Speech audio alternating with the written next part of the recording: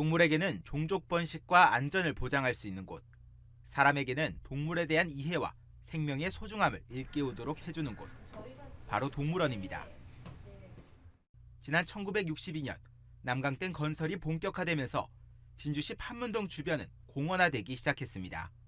그리고 1971년 댐이 완공되자 진주시는 진양호 공원을 위락시설로 만들기 위해 전국 곳곳에서 동물을 인수했고 1986년 진양호 동물원을 정식 개장합니다.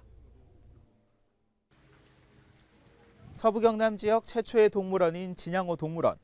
이곳은 한때 지역의 랜드마크로 각광받았지만 어느 순간 동물도 사람도 웃을 수 없는 공간이 됐습니다.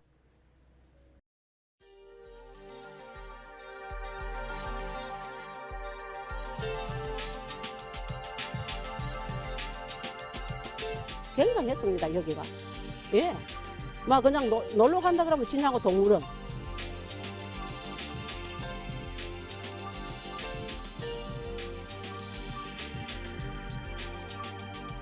동물을 보여주기만 하면 된다. 동물이 탈출하지만 하면 된다.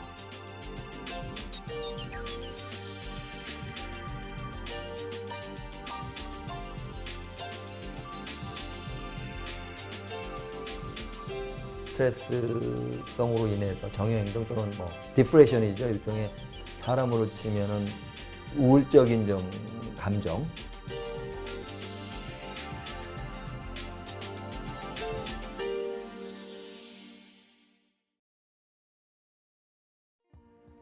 진양호 동물원의 시작은 조촐했습니다. 여러 기관으로부터 기증받은 공작새와 고라니, 꿩 등이 동물원에 채워졌는데 그럼에도 불구하고 진양호 동물원은 지역민들의 인기를 한몸에 받았습니다. 영남 지역 유일한 동물원. 주말과 휴일이면 동물원을 찾는 발걸음이 끊이지 않았습니다. 과거를 기억하는 이들에게 이곳 동물원은 단지 장소가 아니라 추억 그 자체입니다. 예전에는 굉장했지요. 굉장했습니다, 여기가. 예. 막 그냥 놀러 간다 그러면 진양호 동물원. 그리고 애들도 동물원 원숭이 구경하러 가자.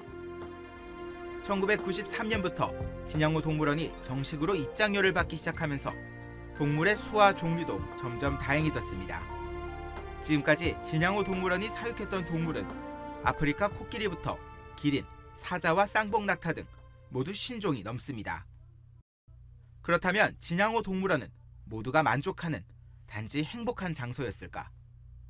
사실 진주시가 직영하는 진양호 동물원은 생태적으로 재원이 부족할 수밖에 없었고 관심도에 비해 제대로 된 관리가 되지 않는다는 지적이 계속돼 왔습니다.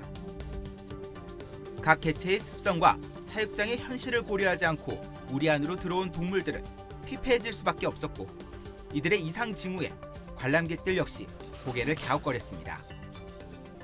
사실 이 같은 문제가 진양호 동물원에 국한된 것만은 아닙니다. 동물과 동물원에 대한 남다른 관심으로 동물원 관련 자료를 수집하는 블로거 김준하 씨. 준하 씨는 동물 복지에 대한 인식이 부족했던 1970, 80년대의 시대적 배경에서 진양호 동물원의 문제를 찾았습니다. 70년대에서 80년대까지가 이제 전국 지방자치단체들이 우후죽순으로 정말 동물원을 막 짓던 그런 시절이었거든요. 전문적이지 않은 분들이 이제 동물사를 설계를 하고 정말 단순히 동물을 보여주기만 하면 된다. 동물이 탈출하지만 하면 된다. 이런 정말 기본적인 생각만 가지고 동물원을 짓다 보니까 체계적인 계획, 그리고 동물에 대한 이해와는 거리가 멀었던 당시의 동물원들. 수십 년간 꾸준히 인기를 모았던 진양호 동물원 이면의 그늘은 사람들이 전혀 예상치 못했던 사건과 사고로 드러나기 시작했습니다. 1991년 동물원 구경 국교생 불곰에 물려 팔 잘려, 진주서 과자 주다 참변. 1998년 새끼 2마리 낳은 벵골 호랑이, 동물원 울타리 넘자 즉각 사살. 동물원에는 이런 사태 때에 필요한 마취총마저 없었으며 호랑이가 탈출하자 사살하는 방법으로 상황을 마무리. 진양호 동물원에서 불곰이 사자를 습격한 사실이 뒤늦게 알려졌습니다. 이 암사자는 죽은 채로 발견됐는데요. 사망 보고서에는 전날 곰이 오래된 쇠문의 시건장치를 부수고 사자 우리에 들어가 있었던 사실이 빠져 있었습니다. 네, 오래된 동물원의 부실한 관리가 늙은 암사자의 죽음을 조금 빨리 앞당긴 건 아닐까요? 이른바 전국적인 붐을 타고 세워진 진양호 동물원. 전문가들은 동물원의 사고만 바라볼 것이 아니라 그 이면의 무지에 대해 고민해야 한다고 말합니다. 호랑이라는 동물 같은 경우에는 이제 정말 15시간 만에 92km를 걸어갈 수 있는 그런 동물인데, 진양호 동물원의 호랑이사 같은 경우에는 굳이 면적만 보자면 그렇게 좁은 편이 아니긴 한데, 호랑이라는 동물의 생태적 특성에 맞춰서 보자면은 이게 전혀 넓은 수준이 못 된다는 거죠. 도시는 하루가 다르게 변해갔지만 진양호 동물원의 오늘의 풍경은 어제와 다르지 않습니다. 국내에서 물개로 알려진 남아메리카 바다사자는 좁디 좁은 수조를 쉬지 않고 헤엄치는 것이 일과입니다. 진양호 동물원에서 20년 넘게 지낸 아메리카 들소는 차가운 시멘트 바닥 옆 좁은 흙바닥에서 햇볕을 쬐는 것이 유일한 낙. 종일 잠만 자다 깬 곰은 관람객을 등지고 멍하니 출입문만 바라보고, 원숭이들은 사람들이 던져준 먹이보다 철창밖 세상이 더 간절한 듯합니다.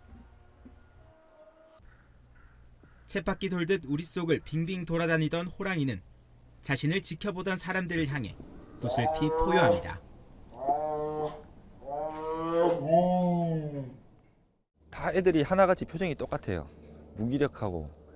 근데 나중에 애가 이제 뭐 자기 의사 표현을 정확하게 전달할 수 있을 때는 아마 이 동물들이 표정이나 이 동물들의 생활을 보고 좀 약간 좀 안쓰럽게 느끼겠죠, 그죠? 그렇다면 이들 동물이 보이는 행동은 어떤 메시지를 담고 있을까? 또 이곳에 있는 동물들의 상태는 어떻게 봐야 할까? 서울대학교 수의과대학 외과 교수이자 동물 행동학 연구의 권위자인 연성찬 교수. 취재진을 만나 영상을 살펴본 연 교수는 진양호 동물원의 일부 동물들이 이른바 정형 행동을 보인다고 말했습니다.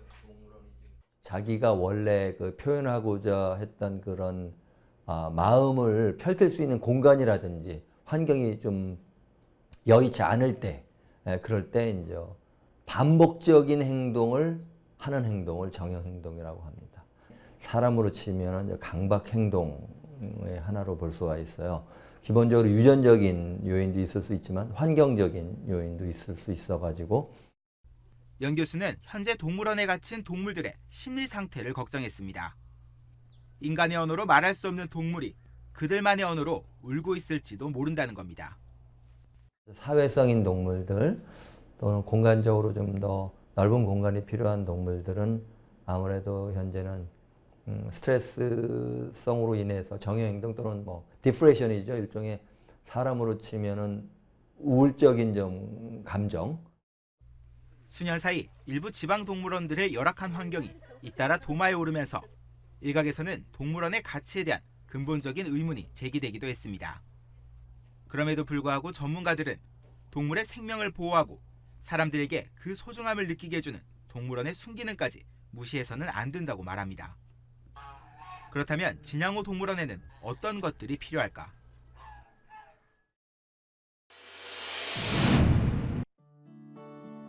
지자체가 운영하는 동물원 중 역사가 가장 오래된 곳, 서울대공원 동물원을 찾았습니다.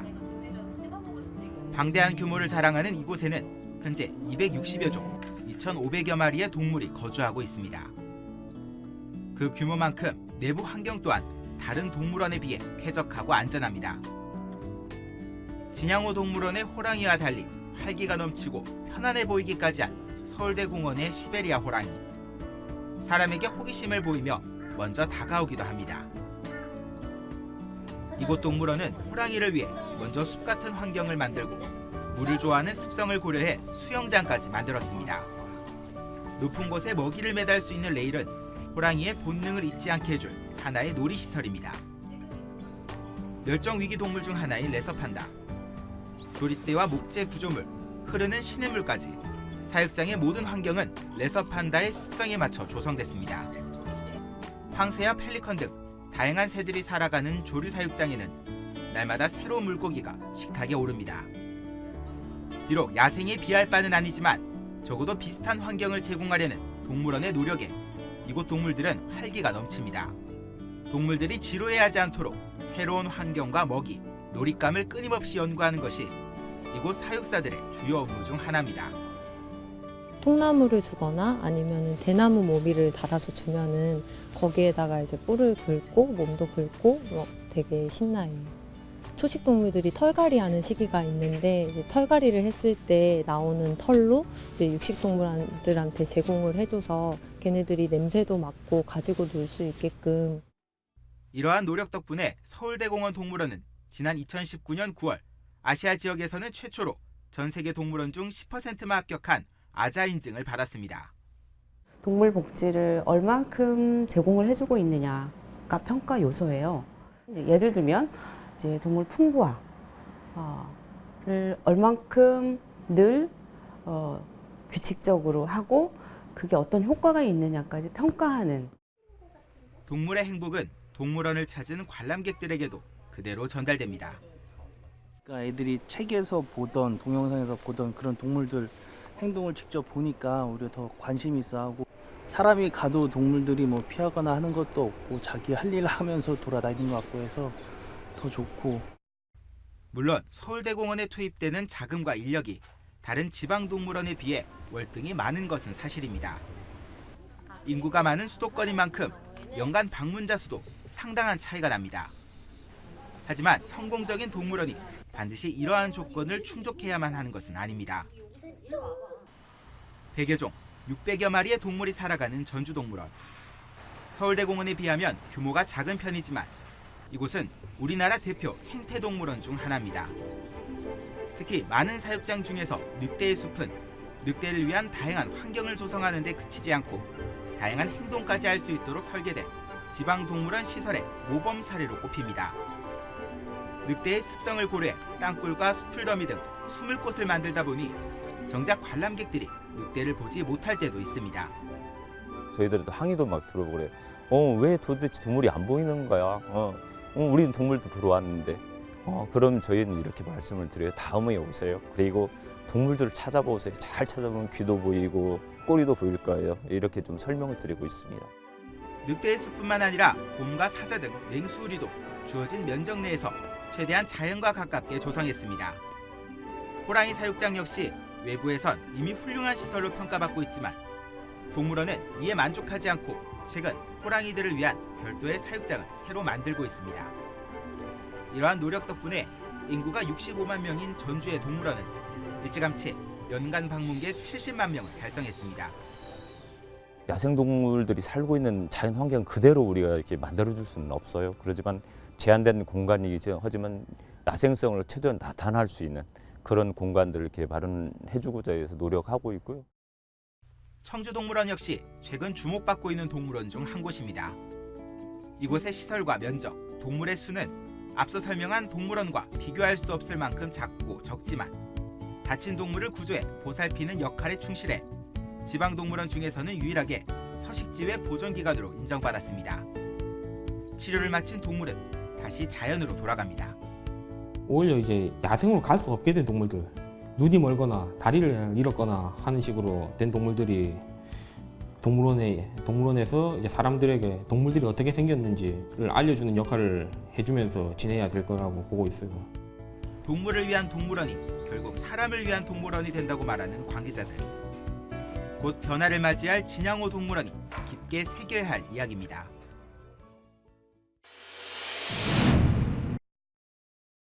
비록 당장은 아니지만 진양호 동물원도 변화를 준비 중입니다. 진양호 공원의 대규모 재건축, 일명 진양호 르네상스 프로젝트를 발표한 진주시. 이 사업의 마지막 단계에는 진양호 동물원을 인근 평지로 이전한다는 계획이 포함되어 있습니다. 가장 유력한 곳은 판문동 상락원 일대인데 진주시는 현재 예정 부지 중 70% 정도를 매입한 상태입니다. 특히 새로 조성되는 동물원은 관람객들이 쉽게 찾을 수 있도록 접근성에 무게를 두기로 했습니다. 예, 진양호 동물원은 진양호 공원의 정상부에 거의 위치하고 있습니다. 그러다 보니까 이제 노인분들이든지 아니면 어린이들이 접근하기에는 조금은 불편한 면이 있습니다. 문제는 새로운 동물원을 짓고 이전하는데 최소 5년 정도의 시간이 소요된다는 점. 진주시는 그 사이 현재 동물원의 활성화를 위해 2억여 원의 예산을 들여 시설물 보수와 동물 추가 확보에 나서기로 했습니다. 진양호 동물원이 내년에 추가로 확보하려는 동물은 사자암수 한 쌍과 무플런, 물개와 들소 등입니다. 이 중 물개와 들소, 무플런은 수년 동안 암컷만 우리를 지키고 있어 번식을 위해 수컷 한 마리씩을 들이기로 했습니다. 수컷 동물을 투입을 함으로써 또 그 새끼가 또 나올 수 있잖아요. 그래서 또 동물도 늘어날 수가 있는. 하지만 이에 대해서도 우려의 목소리가 높습니다. 우선 물개와 들소의 경우 개체수를 늘리기에는 사육장의 면적이 좁고 열악한 데다 사람으로 친다면 이미 노인인 암컷 물개와 들소의 나이를 생각한다면 번식이 합사의 목적이 될 수는 없다는 겁니다. 동물들이 있을 공간을 확보를 하시고 그런 다음에 합사를 좀 하고 그다음에 그 번식이라든지 그런 부분에 대해서는 또 가까운 경상대학교 수의과대학에 산과 교실이 있거든요. 그런 부분에 대해서 한번 자문도 서로 하셔서 사자와 표범 등 맹수를 들이기로 한 계획 역시 보다 신중한 검토가 필요합니다. 현재 맹수 사육장으로 거론되는 곳은 개와 함께 지내 화제를 모으기도 했던 암사자 순이가 살던 곳. 하지만 당시에도 이곳 우리는 사자를 키우기에는 적합하지 않다는 지적을 받았습니다. 동물원이 동물을 들이기 위해선 한국동물원 수족관협회, 일명 카자의 도움이 필요한데 카자의 회장기관인 서울대공원 동물원 역시 무작정 맹수를 들이는 계획에 대해서는 걱정스러운 표정입니다. 몇 개 동물이 좀 필요한 것 같다라는 것까지만 들었고 수급을 하려면 이제 일부 필요한 거는 저희가 임대를 해드릴 수 있지만 어느 정도의 적정한 사육시설 기준이라든지 환경은 지켜주셔야 돼서 전문가들은 당장 동물원 활성화를 위해 동물을 구입하는 것보다는 이전 계획에 맞춘 장기적인 접근이 필요하다고 말합니다. 좋은 사육 환경만 갖춰도 동물을 다른 동물원에서 무상으로 임대할 수 있는 만큼 무리해서 개체수부터 늘릴 필요는 없다는 겁니다. 또 최근에는 각 동물원들이 각자의 특색을 정하고 맞춤형 시설을 조성하는 만큼 진양호 동물원의 성격을 규정하기 위한 논의와 고민이 필요합니다. 동물원을 폐쇄해야 된다 아니면은 그에 대한 충분한 공간을 확보해야 된다는 그런 의견들이 많았습니다. 우리 진주시 동물원도 지금 그에 따라서 조금 개선이 필요한 시기가 왔다고 봅니다. 진양호가 나가야 될 방향을 먼저 정해야 하는 것이 좋을 것 같습니다. 방향성을 먼저 정하시고 그 다음에 거기에 맞게 환경도 조성하고 동물원 이전까지의 공백에 대비하기 위해 가장 시급한 과제는 사육사와 전담 수의사의 확충 등 관리 인력의 안정화입니다. 현재 진양호 동물원의 사육사는 단 한 명이고 수의사 역시 위탁 체제로 운영돼 동물원을 상시 관찰하고 보살피는 것은 사실상 불가능합니다. 동물들은 진료를 받을 권리가 있고 그리고 안락하게 쉬어야 될 권리가 있는 거죠. 그러려면 수의사뿐만이 아니라 사육사의 충원 반드시 필요합니다. 그리고 동물원의 여건을 개선하기 위해서는 안정적인 재정 확보를 위한 고민이 필요합니다. 단지 동물을 전시하는 시설이라는 사고에서 벗어나 매년 안정적인 예산이 지원돼야 하고 필요할 경우 현재 천원 수준인 동물원 입장료 또한 현실화해야 할 수도 있습니다. 동물원 운영에 도움이 되는 선에서 정해지는 합리적인 요금은 결국 관람객들을 위한 것이기 때문입니다. 대부분이 관람객들이 그래 왜 이렇게 싸? 이 커피값보다도 못해. 그 의미는 동물들의 가치가 커피값 이하인 가치로 환산되는 경우는 굉장히 많은 것 같아요. 실제적으로 저희가 노력한 만큼 그리고 그 가격을 어느 정도 올려야만이 실제적으로 거기에서 파생되는 그런 돈이나 이런 것들 동물들한테 재투자도 할 수 있고. 영남 지역 최초의 동물원으로서 오랫동안 사랑을 받아왔던 진양호 동물원. 하지만 시대는 변했고 그 시대에 적응하지 못한 동물원은 동물도 사람도 행복하지 못한 시설이 됐습니다. 그럼에도 불구하고 진양호 동물원의 변화를 기대하는 목소리가 계속되는 것은 그 오랜 역사와 상징성과 더불어 동물원만이 품을 수 있는 가능성 때문일 겁니다. 진양호 동물원이 잘 보존이 되고 잘 가꾸어지고 그다음에 생태적으로 좋은 동물원이 되는 것은 보존적인 측면, 그다음에 진주 시민들을 위한 교육의 기능, 특히 어린 학생들을 위한 교육의 기능에 대해서 어마어마한 순기능을 할 것으로 저는 판단이 되기 때문에 30년이 훌쩍 넘는 역사를 뒤로하고 수년 뒤 새로운 환경과 변화를 앞두고 있는 진양호 동물원. 진양호 동물원에 담겨있던 즐거움 그리고 가치를 다시 한번 되찾기 위해서는 동물들의 삶을 위한 인식과 정책이 필요합니다. 사실 어떤 인위적인 환경도 자연 상태의 동물보다 행복할 수는 없습니다. 그럼에도 불구하고 동물원이 필요하다면 지금은 동물도 사람도 모두가 웃을 수 있는 동물원을 고민할 때입니다. 시사계획 김호진입니다.